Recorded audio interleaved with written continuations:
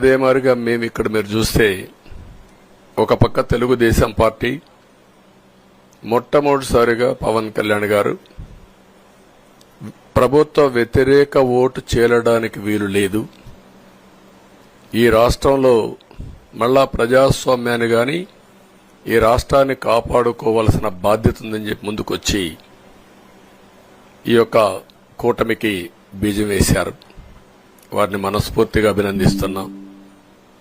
ఆ తర్వాత బీజేపీ కూడా ఈ కూటమిలో భాగస్వాములై ముగ్గురం కూడా మీరు ఒక్కసారి ఆలోచిస్తే ఒకరు ఎక్కువ ఒకరు తక్కువ కాకుండా ముగ్గురం కలిసి పనిచేశాం, బేషిజాలు ఎక్కడా లేకుండా.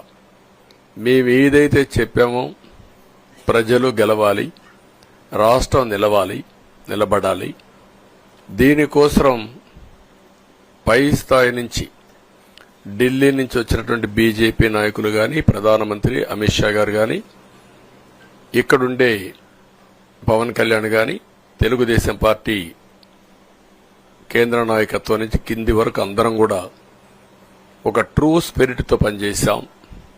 175 అసెంబ్లీలు, 25 అసెంబ్లీలు అన్ని పార్టీలకు సంబంధించిన సీట్లుగా ఎన్డీఏలో భాగస్వాములుగా ఒక బాధ్యతతో ముందుకు పోయాం.